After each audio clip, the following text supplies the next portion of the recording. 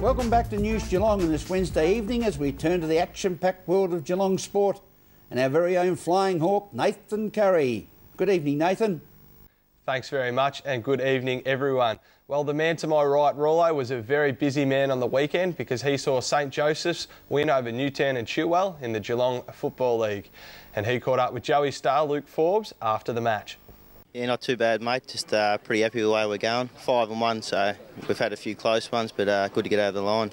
And the impressive thing after the game, your coach Russell Robertson went individually around every player and acknowledging the efforts that each has put in so far in the 6 games that have been played this year. Yeah, look, I reckon we've got a lot of improvement to do, but Robbo's on his way back, and once a bit of confidence the team gets, we'll be right up there. You're going to find the week off with the Interleague next week beneficial? Yeah, definitely, mate. I've probably, I've had a couple of knee recos, so I'll take the break and make the most of it. Where are you finding the new lease of life this season in 2011?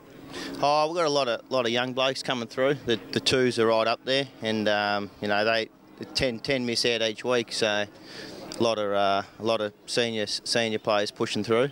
The reserves are, they're putting the pressure on a lot of players, so it's which is a good thing. You seem very coordinated as a team as far as your match plan and carrying out that match plan to your coach's directions. Yeah, we've got a lot to work with. Today was a bit better. It was more open in the forward line. The last couple of weeks they sort of drop a few players back because we've got a couple. I reckon we got the 2 best forwards in the league with Robbo and Dale Carson.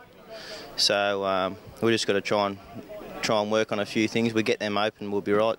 Your first quarter, 9 goals to 1, I think it was, but you really blew Newtown and Chilwell away in that first quarter with intense football. Yeah, definitely. The wind was right there, so we had to make the most of it. It sort of died down, which has been unfortunate for Newtown, but we definitely had to put the score on the board with the wind. And after the break of the Interleague, you're taking on? Who do you take on after the Interleague? I think we got Colac then Bell Park, so 2 tough games. Colac down there is always pretty tough. Sorts a few teams out because of the big ground, but then Bell Park will be the real test. That'll see where we're at. They're the best side in it. Yes, Bell Park, impressive win over Lara today, but again, South Barwon, Bell Park, St Joseph's, you seem to be sorting yourselves out at 5-1. Yeah, that's right. I reckon there's a fair gap. Not a gap, but I reckon there's Bell Park, South Barwon, they always come good at the right time. Then us, then every other team's competitive, which is good. So, thanks very much, Rollo. We'll now throw over to our man of the Geelong and District Football League, Cal Lowther, as he caught up with East Geelong's Tom Parrot after their win over Bannockburn on the weekend. Tommy, good win today for the boys. Obviously had a very good start and you built on it all game and ended up getting a good solid victory. Yeah, no, it was important to start well, especially kicking the win the first quarter. We found it important to get the ascendancy and win the ball through the middle of the ground, give our forwards every chance, but before they were able to flood back and all that type of thing. So one of our key focuses before the match was to ensure that we get, we hunted in packs and that we moved the ball quickly and, got it in there to blokes like Murphy and gave them a really good chance to, put a score on the board today. Yeah, one of your real strengths of this side, particularly this year, is you've got some young players that are very adaptable. They can play backline and forward, and particularly Edmondson and Robertson today coming across a half back line and Nolan, they were fantastic for you. Yeah, certainly. I mean, look, Robbo's a superstar. He's a fantastic player. He's one of the best footballers I've played with. He works tirelessly, whether it be, on ball or across the half back line. We've introduced a few more, as you said, a few more players in the back line. And with the young kids, you get big Jakey Nolan playing at centre half back. He's done a really good job.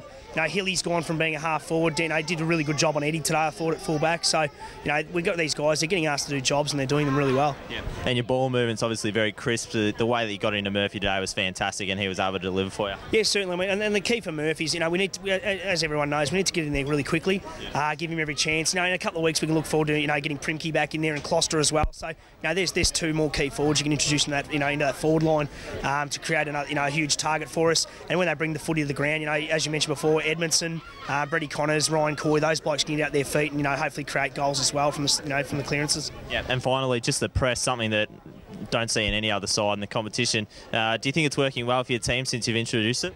Yeah, it is. And the first couple of weeks, we worked hard, and it was, there's a few times, and it will happen from time to time. People will get out the back, but what the idea is, we need to limit the amount of times they get out the back, and also ensure that when the opposition get the football and they look up, all they can see is a sea of East Geelong jumpers. Whether that be spreading from side to side, and we make sure that we shift across and make sure that by the time they make a decision, it's a slow decision, and we can also run them down from behind as well whilst they're making up their mind.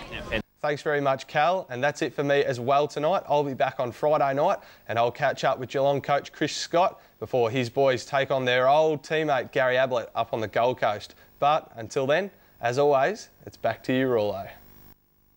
Thank you, Nathan. All clear. And now to the latest Geelong weather information for the next 6 days.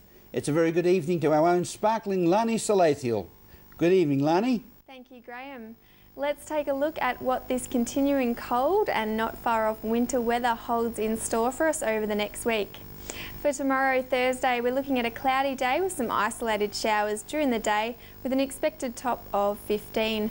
For Friday, will also be a cloudy day with some isolated showers possible and a cool top of 13. Starting off the weekend, for Saturday, we'll continue the clouds with some isolated showers during the morning with a top of 15. Sunday will be partly cloudy with an expected top of 15 again. Starting off the new week, for Monday will be a mostly sunny day and a top of just 13, while Tuesday will be cloudy with isolated showers during the morning and a top of 17, warming up just a tad. And today we saw cloudy conditions with isolated showers over Geelong. They're set to continue this evening, and we saw a top temperature of 14. That's the weather outlook for the coming week. Have a pleasant evening. Keep warm in the meantime. It's back to you, Graham. Thank you, Lani. And thank you for being with us on News Geelong. To one of our regular viewers, Rita Scalisi, up in Melbourne. Remember, Rita, take your time and smell the flowers. From all the team at News Geelong, have a pleasant evening and a very good night.